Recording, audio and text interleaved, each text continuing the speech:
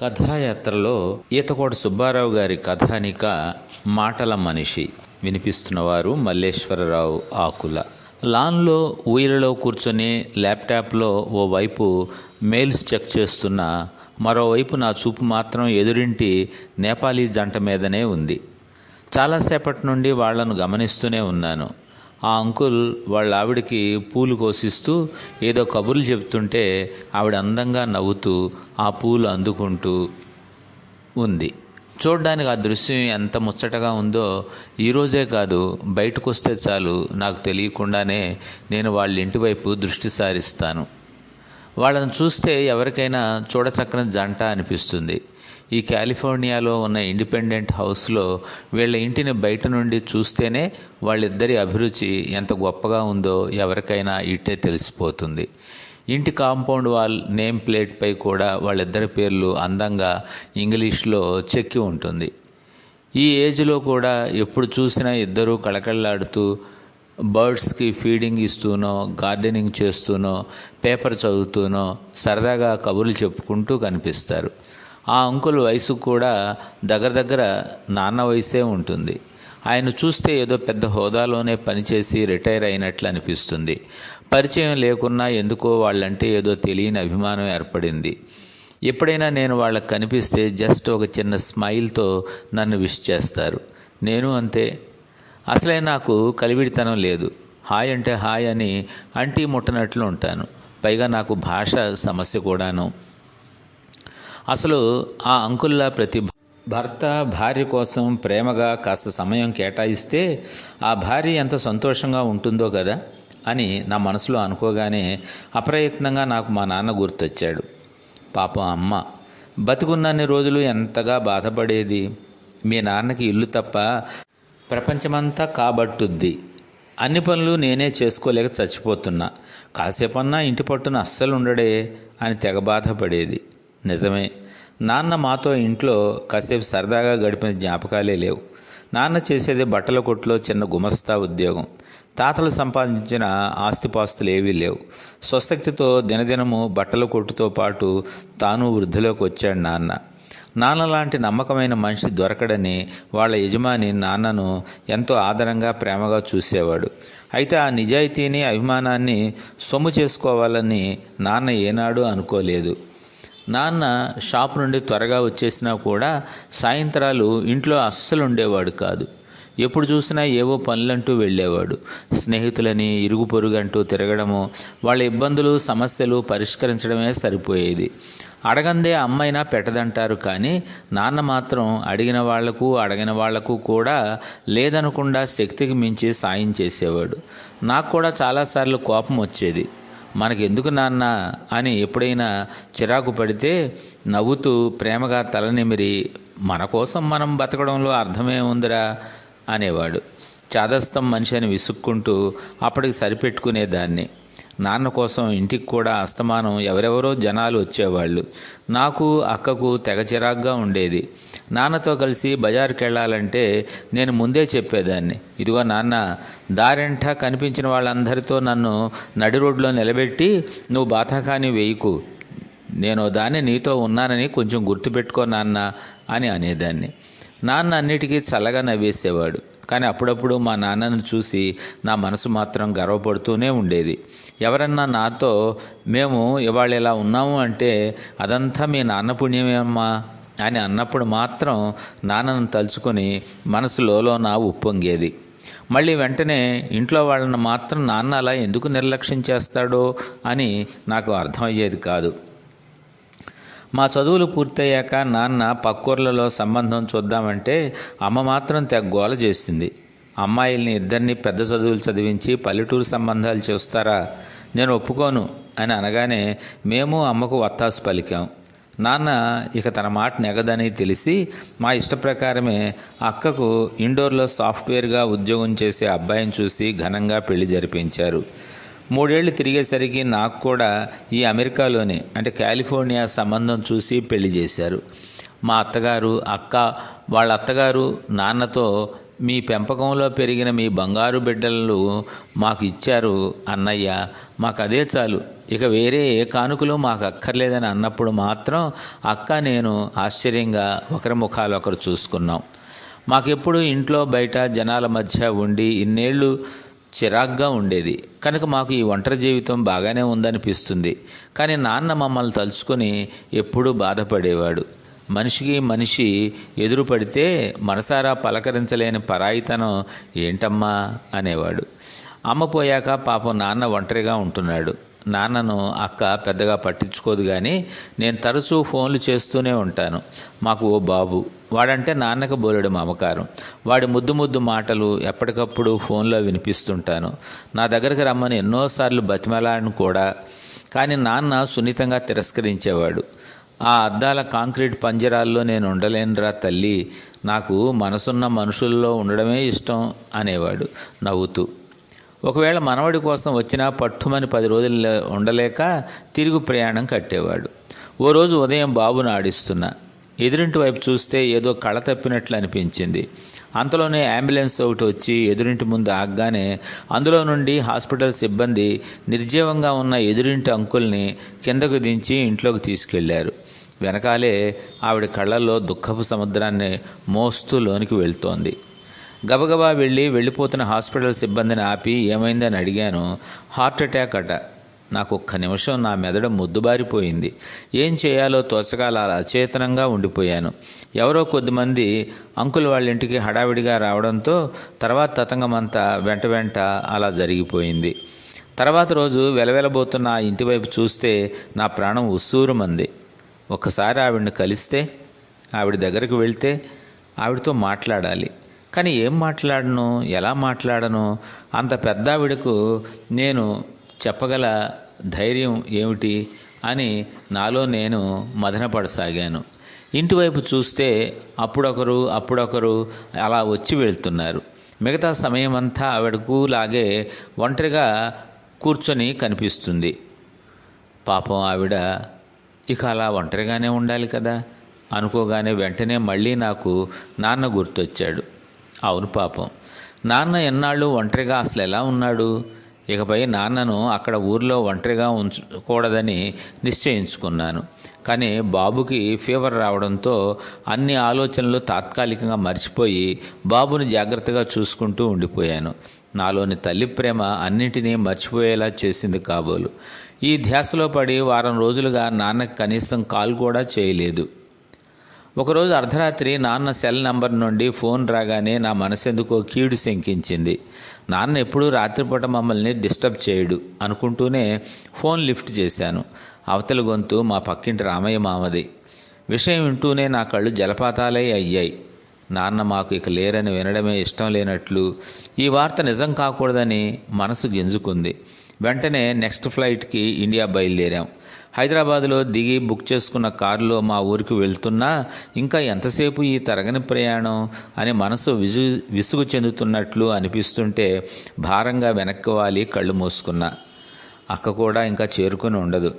బావ యూరోప్లో ట్రిప్లో ఉండడం వల్ల అక్క ఒంటరిగా బయలుదేరిందట. ఇంటి దగ్గర దృశ్యం ఊహించుకోసాగాను. అయ్యో, ఇప్పుడు కూడా ఒంటరిగా నాన్న. ఎవరో దయగల వాళ్ళు నాన్నకి ఓ పూలమాల వేసి ఓ దీపం వెలిగించుంటారు. ఆ దీపం కూడా నాన్న ఆశల్లాగానే ఇప్పుడో అప్పుడో అని మినుకుమంటూ గాలికి రెపరెపలాడుతూ ఉంటుందేమో.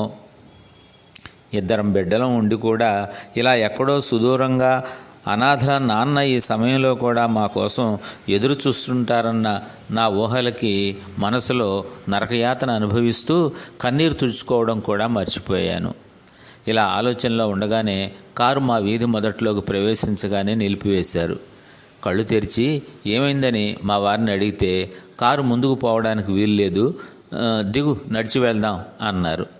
నా కళ్ళను నమ్మలేక అలా వీధిని చూస్తూ ఒక్కో అడుగు నేను ముందుకు వేయడం, జనాలు నన్ను చూసి దారి పొడవునా దండం పెడుతూ, ఆ మహానుభావుడు మీ నాన్నగారు ఇక మనకు లేరమ్మా, చిన్నమ్మా అంటూ బోరున ఏడవడం చూసి ఆశ్చర్యపోయాను. ఇంటి ముందు పెద్ద టెంట్ వేసి ఉంది.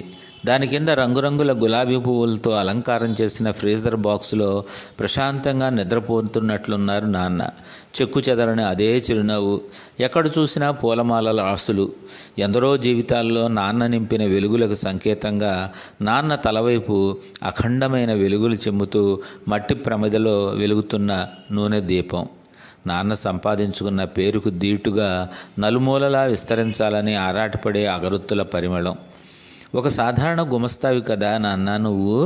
ఇంతటి జనాదరణ, ప్రేమాభిమానాలు నీకు ఎలా సాధ్యం నాన్న?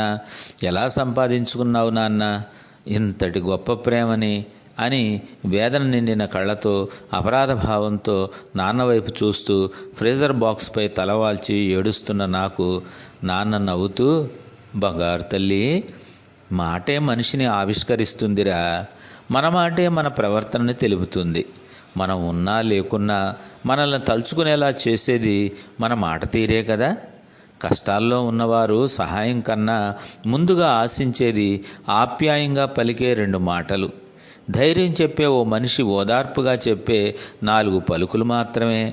మనల్ని పరిపూర్ణ వ్యక్తిగా సమాజంలో నిలిపేది మన మాట తీరేరా తల్లి అని చెబుతున్నట్లు అనిపించింది. నా మనసు ఇప్పుడు ప్రశాంతంగా ఉంది. ఇన్నాళ్ళు నాన్న ఒంటరి అనుకున్నా, కాదు, నాన్న ఎప్పుడూ ఒంటరి కానే కాదు. ఇంతటి ప్రజాదరణను, ప్రేమలు వెంట ఉన్నన్ని రోజులు నాన్న ఒంటరి కాలేదు. ఇప్పుడు కూడా నాన్న చాలా హాయిగా, సంతోషంగా ఆ ప్రేమలను, అభిమానాన్ని తన వెంటే తీసుకువెళ్తున్నాడు అనుకుంటూ కన్నీరు తుడుచుకున్నాను. హమ్రా భగవాన్ అమర్ రహే, హమ్రా దోస్త్ అమర్ రహే అనే రకరకాల నినాదాలతో ఆ ప్రాంతమంతా మారుమ్రోగింది. ఇప్పుడు మరో లఘు కథానిక వినకు వినకు. రచన కోనే వెంకట నాగాంజనేయులు. ఏమండోయ్ శ్రీవారు, ఇది విన్నారా? నాతోనేనా లేక పాట పాడుకుంటున్నారా శ్రీమతి గారు? పాట కాదు మహానుభావ, మీతోనే అంటున్నాను. ఇది విన్నారా అని. ఏ విషయమైనా నువ్వు చెప్పకుండా నేను ఎప్పుడైనా విన్నానా భామిని? చాలండి, కాస్త పొట్టిగా ఉన్నంత మాత్రాన మినీ అనేయాలా? అంతలా బాధపడిపోకు. మేధావులంతా పొట్టివాళ్లే తెలుసా? ఇక ఆపి నేను చెప్పేది సీరియస్గా వింటారా వినరా? సరే, సీరియస్గానే వింటాను, కానీ నువ్వు సీరియస్ కాకుండా సీరియల్గా ఒక్కొక్కటి చెప్పేయి. ఆ శివాలయం దగ్గర ఉన్న నీరజ మీకు తెలుసు కదా. అప్పుడెప్పుడో నీ పుట్టినరోజున మనం శివాలయానికి వెళ్ళినప్పుడు నువ్వు దూరం నుంచి చూపిస్తే చూశాను, అంతే తప్ప ఇంకే విధంగానూ నాకు ఆవిడతో ఏ పరిచయం లేదు. నీ మీదొట్టు. జోకులు వద్దన్నానా? ఎప్పుడన్నావు? ఇప్పుడు అంటున్నాను, సీరియస్గా వినండి. సరే చెప్పు. ఆవిడకి ఏమైంది? ఆవిడకి ఏం కాలేదు, కానీ ఆవిడ వాళ్ళ అత్తగారిని సరిగ్గా చూడడటండి. పాపం, కళ్ళు సరిగ్గా కనిపించవా ఆవిడికి?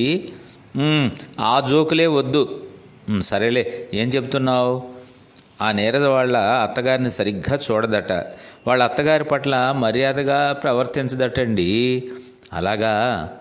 అలా తేలిగ్గా తీసుకుంటారేమిటండి? ఇంటిడి చాకరీ ఆవిడతోనే చేయిస్తుందట మహాతల్లి. అవునా అంటారేమిటి? భర్త పోయిన పెద్దావిడను కూర్చోబెట్టి సేవలు చేయాలి, కానీ ఆవిడతోనే సేవలు చేయించుకోవడం ఏమిటండి? నువ్వు నన్ను అడుగుతావేంటి?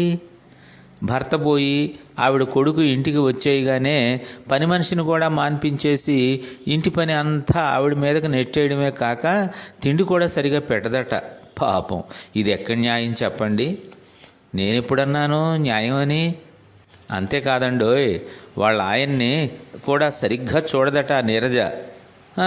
ఏం చేస్తుందట ఆయన్ని 10 మందిలోనూ హీనంగా చూస్తుందట. పుట్టింటి వాళ్ళు మాత్రం ఆకాశానికి ఎత్తేస్తుందట. ఎవరున్నారట అక్కడ వాళ్ళకి? ఎక్కడా?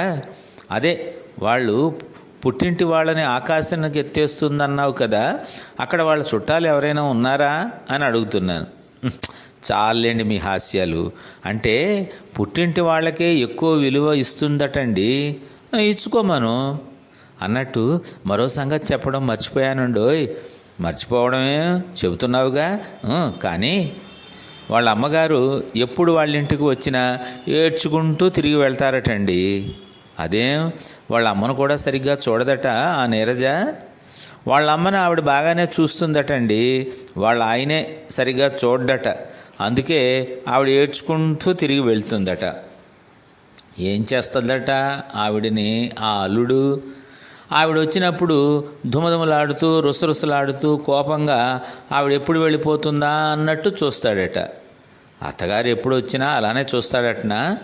అవునటండి. అయిపోయాయా? ఇంకా ఏమైనా మిగిలిపోయాయా? చెప్పాల్సినవి ఉన్నాయా అన్నట్టు ఇంకోటి ఉందండోయ్.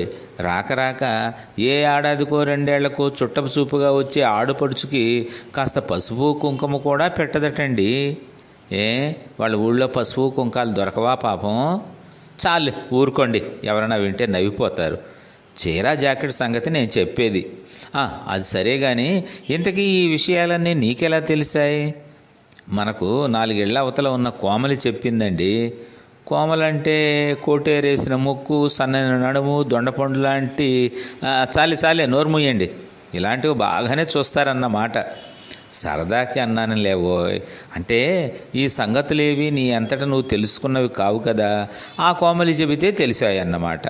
అవునండి, లేకపోతే నా అంతట నాకు ఎలా తెలుస్తాయండి, ఎవరో చెప్పకపోతే? కోమలి, నీరజ ఒకళ్ళింటికి ఒకళ్ళు వస్తూ పోతుంటారటలేండి. అలాగా? అయితే ఆ కొడవలి కాదు ఆ కోమలి నీరజ గురించి చెప్పిన సంగతులన్నీ నిజమని నువ్వు నమ్ముతున్నావా శ్రీమతి? అవునండి, తను అబద్ధం ఎందుకు చెప్తుంది? నీరజ గురించి నీకు చెబుతున్నట్టే నీ గురించి కోమలి ఆ నీరజతో చెడుగా చెబుతున్నదేమో అని నీకు ఎప్పుడైనా అనుమానం వచ్చిందా బుజ్జి? నా గురించా? ఏముందని చెబుతుంది నా గురించి చెడుగా? ఏమీ ఉండక్కర్లేదో, స్వంతంగా కల్పించి చెబుతున్నదేమో నీరజ గురించి నీకు చెబుతున్నట్టుగా. అంటే కోమలి నీరజ గురించి చెప్పినవన్నీ అబద్ధాలంటారా? ఎందుకు కాకూడదు? ఎటు వాళ్ళ గురించి చెడుగా చెప్పి ఆనందించడం కొందరికి హాబీ. అలా చెప్పకపోతే వాళ్ళకి తిన్నది అరగదు. అవునా అండి? కాదా మరి? అన్నట్టు అల్లుడు సరిగా చూడకపోయినా నీరజ వాళ్ళమ్మ నెల ఎందుకు వస్తుంది అసలు అల్లుడింటికి? వాళ్ళ అబ్బాయి కూడా పంపించడు కదా. అలాంటిది ఏమైనా ఉంటే నిజమేనండోయ్. అలాగే అత్తగారిని సరిగా చూడకపోతే ఆ కొడుకు ఎలా ఊరుకుంటాడు? ఇంట్లోంచి తరిమేయుడు? నిజమే సుమండి. అందుకే మనకి చిన్నప్పటి నుంచి చెబుతారు స్కూల్లో, చెప్పుడు మాటలు వినకూడదు అని. అర్థమైందా? ఎప్పుడైనా సరే నీ సొంత కళ్ళతో చెవులతో చూసింది విన్నది మాత్రమే నమ్ము. ఇప్పుడు అసలు విషయం చెప్తా విను.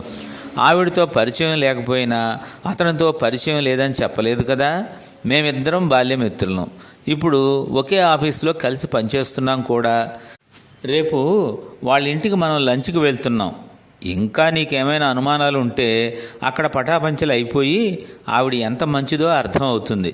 సరే పద, మంచి చెడ్డ ఆకలిగా ఉంది, తినేద్దాం అన్నాడు. మీకు వినిపించిన వారు మల్లేశ్వరరావు ఆకుల.